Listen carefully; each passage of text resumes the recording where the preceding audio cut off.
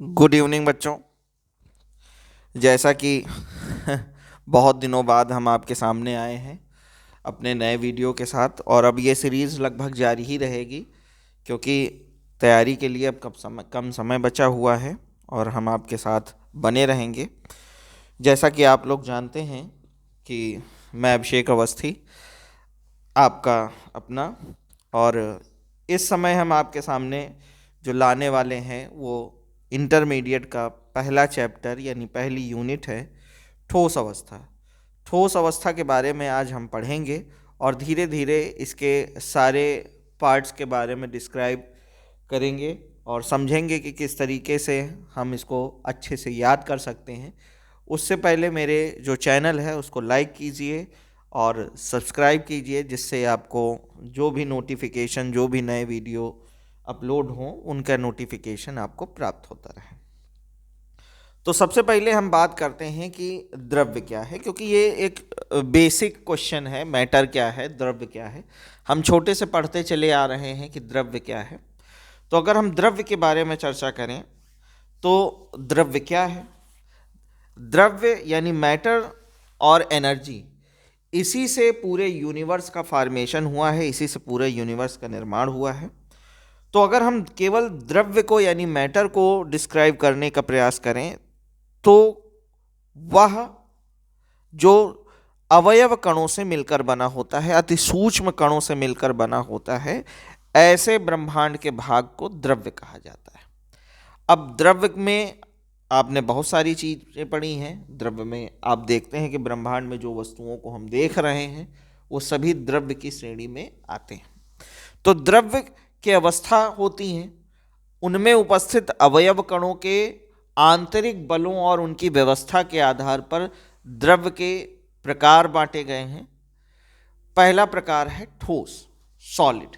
तो जैसा स्ट्रक्चर आप देख रहे हैं ठोस, कि यहाँ देख रहे हैं कि जो अवयव कण हैं एक दूसरे से कॉम्पैक्ट पोजीशन पर हैं, एक दूसरे से संपीडित अवस्था में एक दूसरे से जुड़े हुए हैं, और इनमें एक रेगुलरिटी पाई जाती है, एक नियमित क्रम पाया जा रहा है।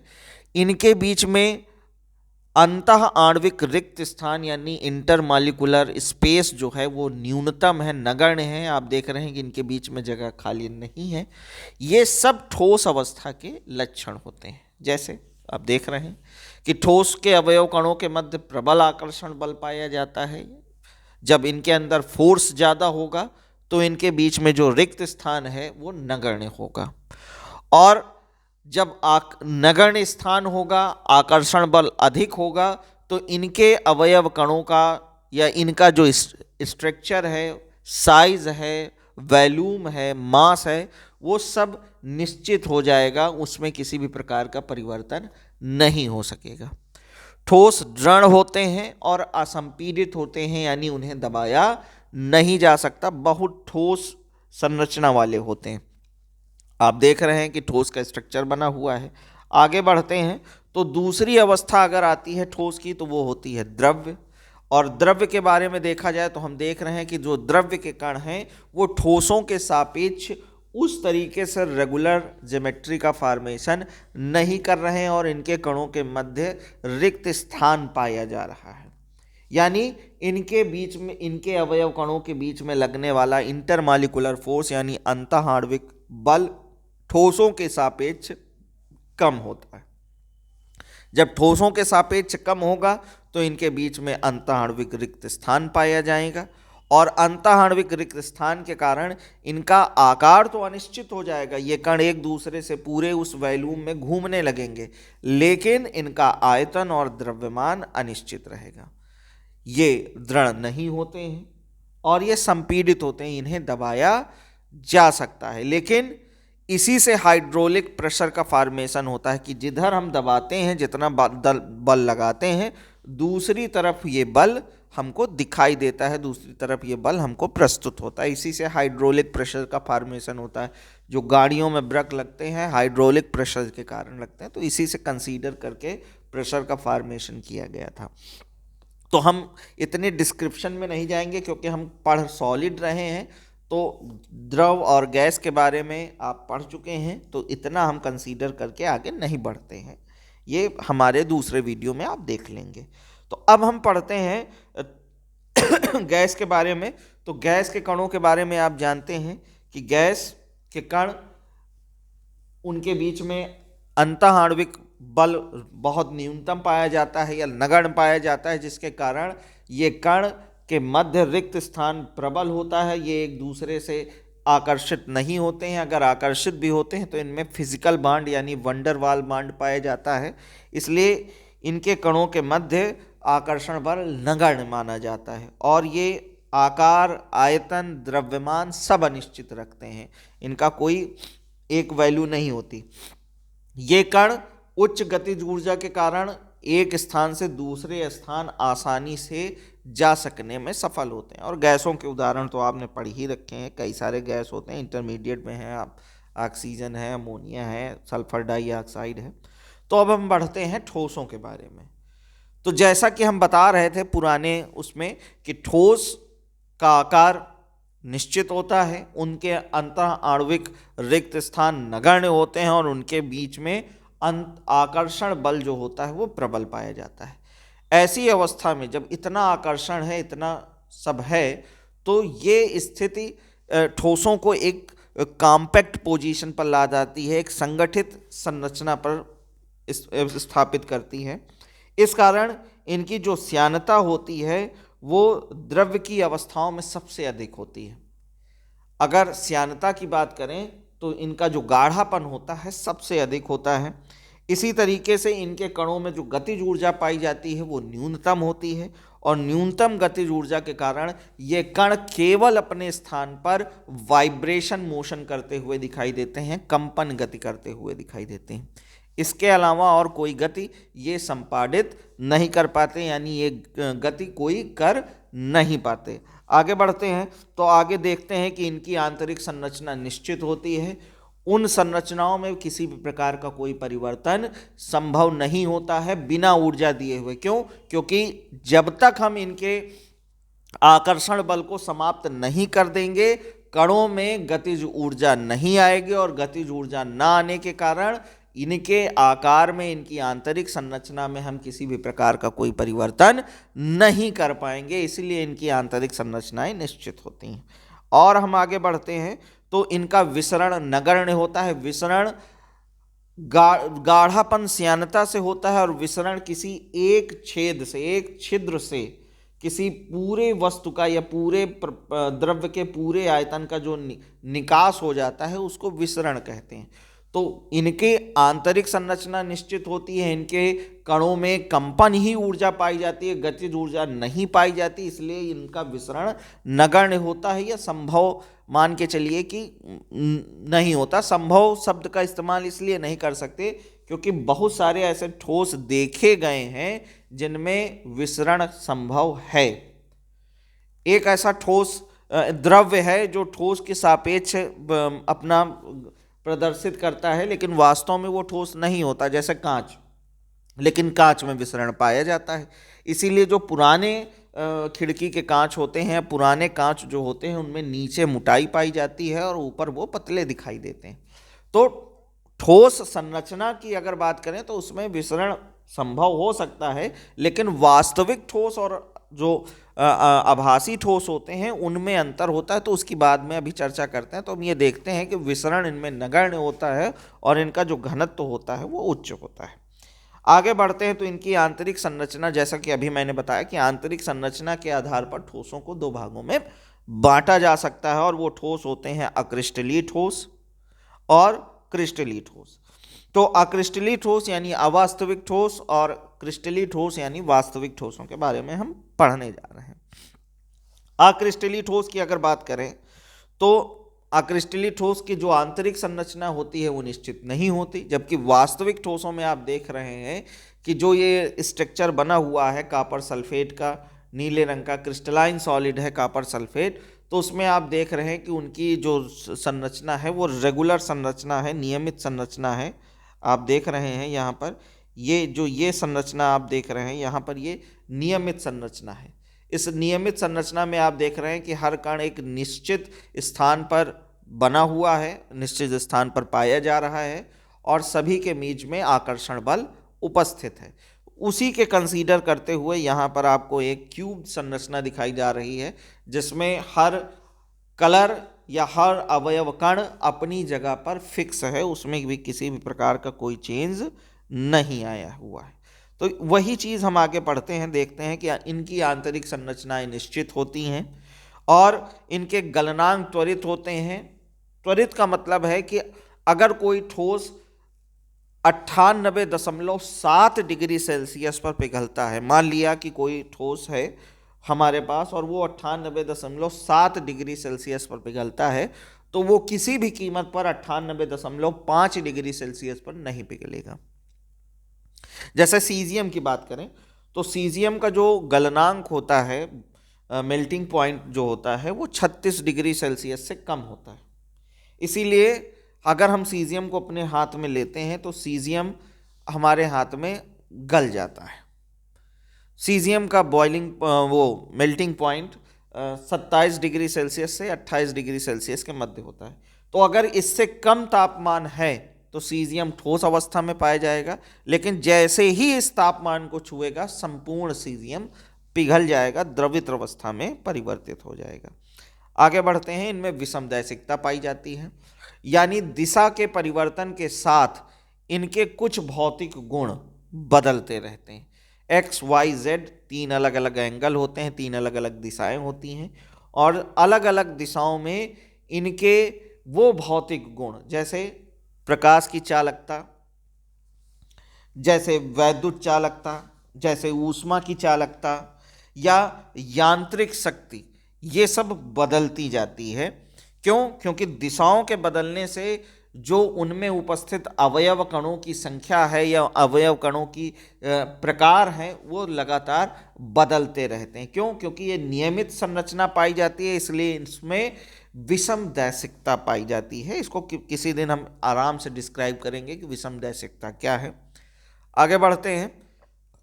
आंतरिक रूप से ये जो ठोस पदार्थ होते हैं वो दृढ़ होते हैं, उनमें निश्चितता पाई जाती है, इसीलिए ये कंपन, इनके जो कण होते हैं वो अपनी जगह पर कंपन करते रहते हैं, अपनी जगह पर फिक्स अवस्था में पाए जाते हैं, दृढ़ होते हैं। यही इनकी आंतरिक संरचना का मूल कारण है और इसमें सभी धातुएं आती हैं सिलिकॉन आदि। अब आगे पढ़ेंगे कि अवास्तविक ठोस संरचनाएं क्या हैं। आप देख रहे हैं कि मोम है और उसमें आप देख रहे हैं कि पिछले स्लाइड के आधार पर आप यहाँ देख सकते हैं कि इनके जो अवयव कण हैं उनमें कोई किसी भी प्रकार की नियमित संरचना नहीं पाई जा रही है, अनियमित हैं। साथ में इनमें जो दैशिकता का गुण है वो समदैशिकता है, यानी इनमें जो अवयव कणों का जो औसत निकाला जाएगा या अवयव कणों की जो सीरीज देखी जाएगी वो सभी एंगल्स में एक्स वाई जेड सभी एंगल में लगभग एक जैसी आती है। इसलिए इनके जो गुण होते हैं मैंने बताए, वैद्युत चालकता है, ऊष्मा चालकता है, अपवर्तनांक है, ये सारे गुण एक जैसे दिखते हुए प्रतीत होते हैं। और हम आगे बढ़ते हैं तो आप देखते हैं कि इनका गलनांक जो होता है उस गलनांक बिंदु से पहले ही ये द्रव पिघलने लगते हैं। आप देखते हैं हमारे घर में खाने के लिए डालडा का इस्तेमाल किया जाता है, वनस्पति घी का इस्तेमाल किया जाता है।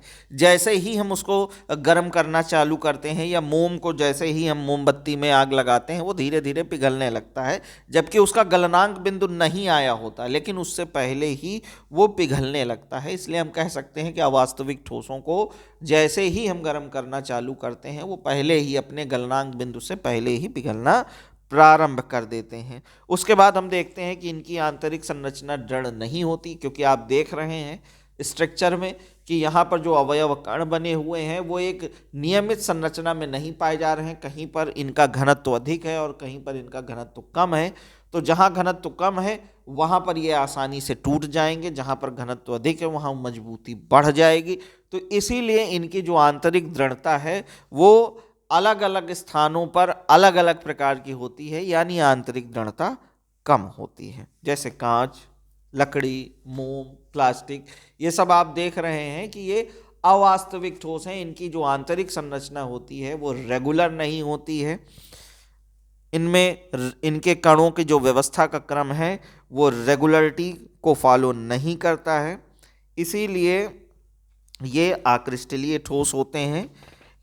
इनमें जो अवयव कण होते हैं उनकी अगर आंतरिक ज्योमेट्री देखी जाए, जैसा आपको बताया गया कि गलन की जो ऊष्मा होती है या गलनांक जो होता है वो निश्चित नहीं होता। धीरे धीरे जैसे जैसे हम इनको गर्म करना चालू करते हैं ये पिघलने लगते हैं। यही सारी चीज़ें हैं। अगर बात की जाए क्रिस्टलीय ठोसों की तो आपके सामने लिखा है कि ये अवास्तविक ठोस होते हैं और इनको अतिशीतित द्रव भी कहा जा सकता है। जैसे इसमें कांच जो है, कांच को अतिशीतित द्रव कहा जाता है ये द्रव, लेकिन अधिक ठंडा हो जाने के कारण ये ठोस संरचना को प्रदर्शित करने लगता है। और जैसा कि मैंने बताया कि प्राचीन जो कांच है, पुराना जो कांच है, अगर उसको देखा जाए तो वो हमको दूधिया दिखाई देता है और गुरुत्वाकर्षण के कारण नीचे मोटा दिखाई देता है क्योंकि उसमें विसरण पाया जाता है, और ऊपर वो हमको पतला दिखाई देता है। आगे बढ़ते हैं तो हम क्रिस्टलों के प्रकार पढ़ने वाले हैं, वास्तविक क्रिस्टलों के प्रकार पढ़ने वाले हैं। और वास्तविक क्रिस्टलों के जो प्रकार हैं उनका वर्गीकरण किया गया है उनमें पाए जाने वाले आंतरिक बंधों या आंतरिक बलों के आधार पर। जो अवयव कणों के अंदर बल पाए जाते हैं, एक अवयव कण दूसरे अवयव कण के साथ जिस बल से जुड़ा होता है उनको आंतरिक बल कहते हैं। और आंतरिक बलों के प्रकार के आधार पर क्रिस्टलों को 4 वर्गों में बांटा गया है। पहला है धात्विक ठोस, दूसरा है आणविक ठोस, तीसरा है आयनिक ठोस और चौथा है सहसंयोजी ठोस। तो 4 प्रकार के ठोस MMIC, metallic, molecular, ionic and covalent, 4 प्रकार के ठोस हम देखे हैं। क्रिस्टल ठोस, धात्विक ठोस, आणविक ठोस, आयनिक ठोस और सहसंयोजी ठोस। MMIC, मेटैलिक, मॉलिक्यूलर, आयनिक और कोवैलेंट। तो हम सबसे पहले बात करते हैं धात्विक ठोस की। आप देख रहे हैं कि धात्विक ठोस की संरचना में आप देख रहे हैं कि धातु आयनों को प्लस और उनके बीच में जो हरे रंग से दिखाई जा रहे हैं वो इलेक्ट्रॉन हैं।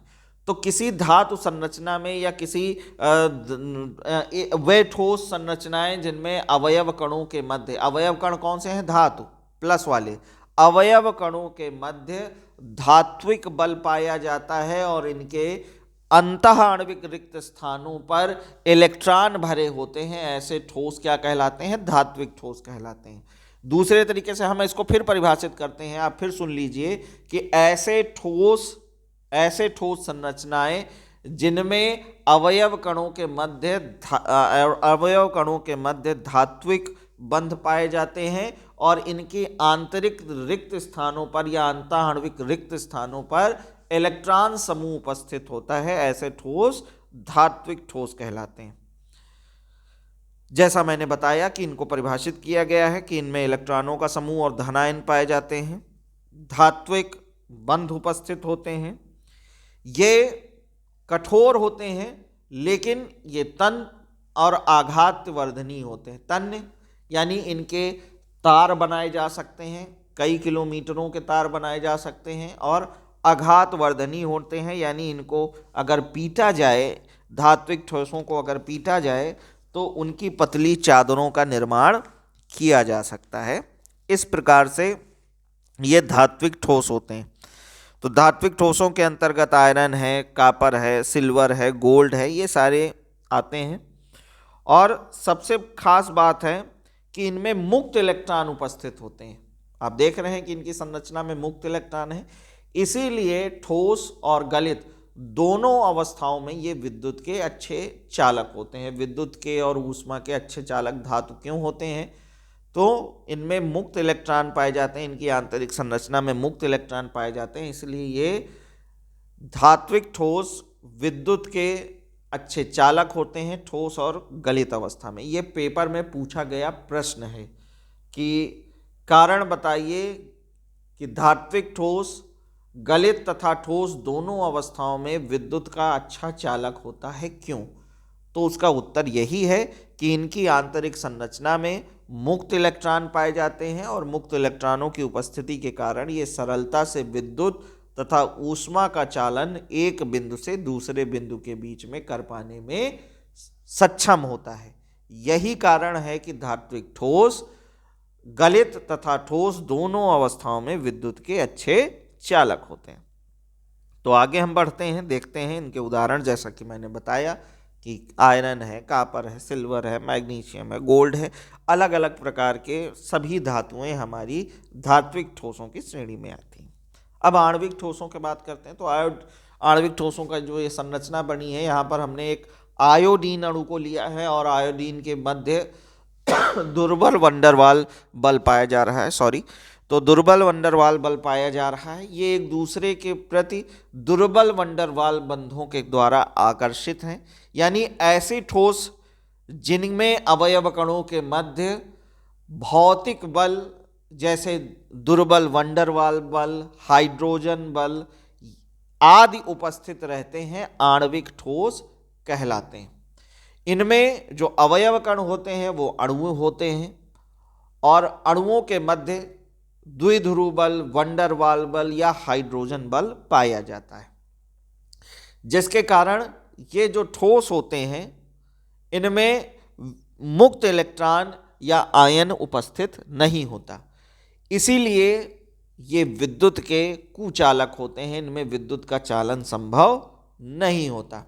ये सभी जो ठोस होते हैं इनमें दुर्बल बल पाए जाते हैं, दुर्बल भौतिक बल पाए जाते हैं, इसलिए ये नर्म ठोस होते हैं, आसानी से इनको दबाया जा सकता है, नर्म होते हैं और इनका गलनांक धात्विक ठोसों के सापेक्ष कम होता है।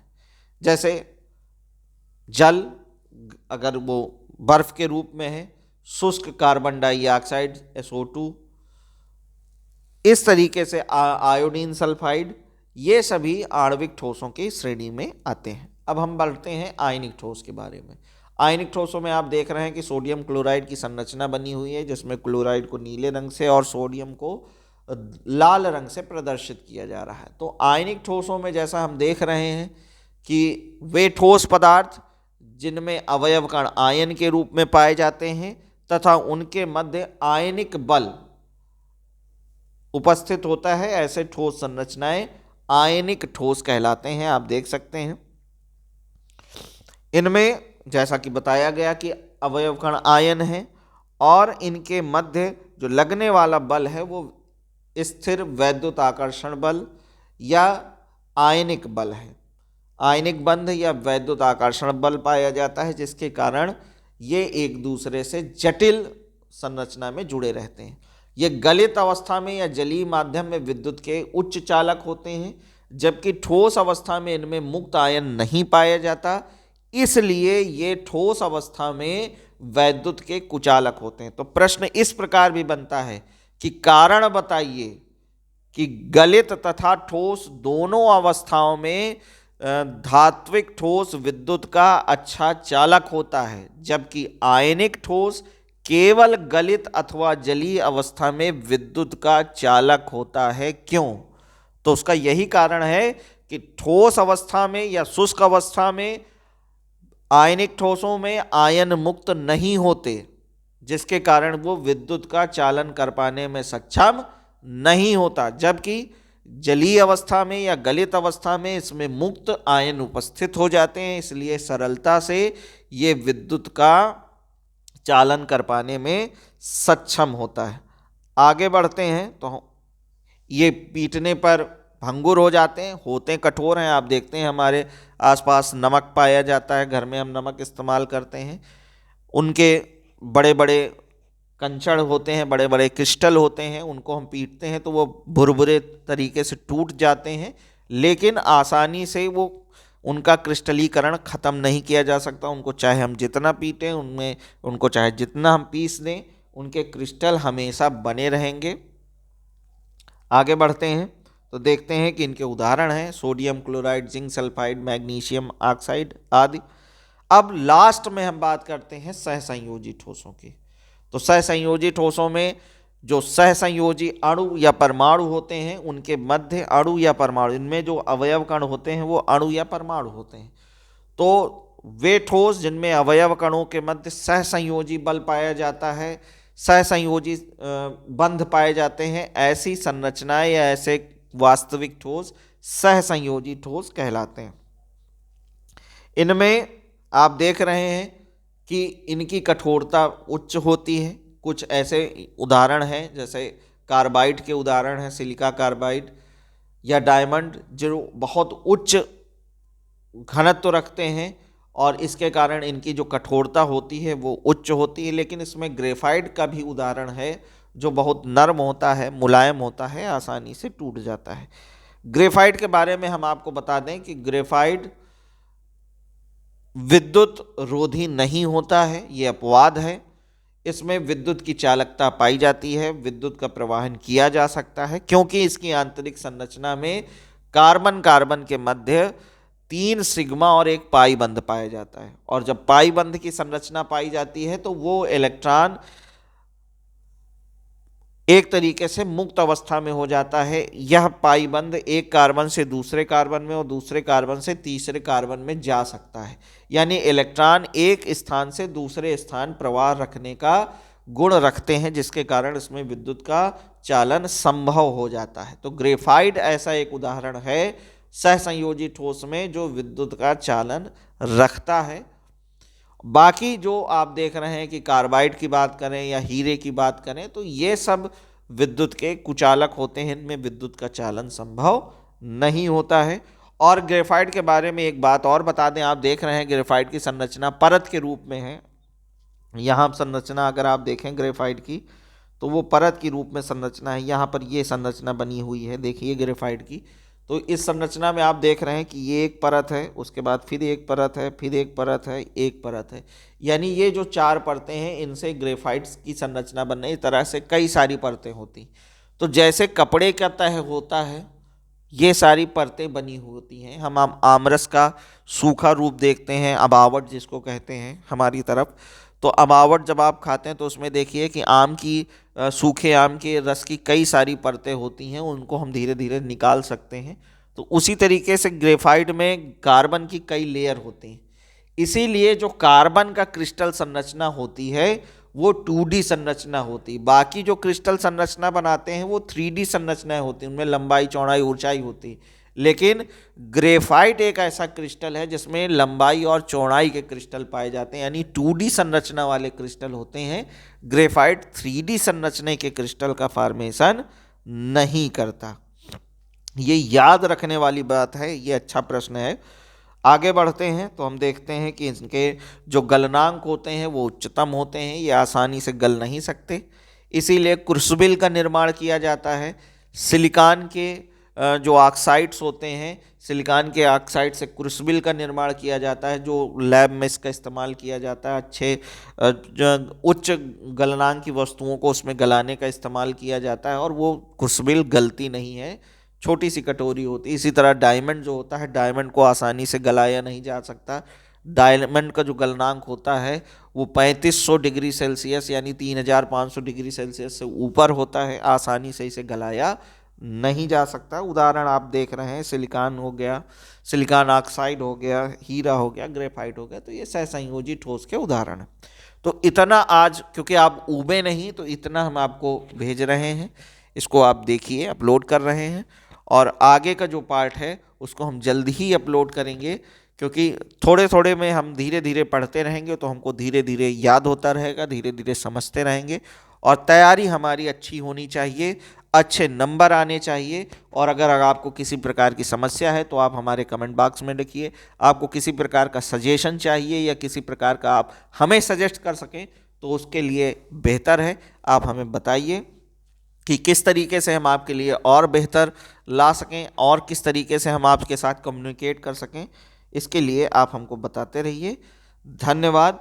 जल्द ही मिलते हैं आपको अगले अपने नेक्स्ट वीडियो में, जिसमें हम आपके साथ अच्छे से संपर्क कर पाएंगे। आपका अपना अभिषेक अवस्थी। Thank you.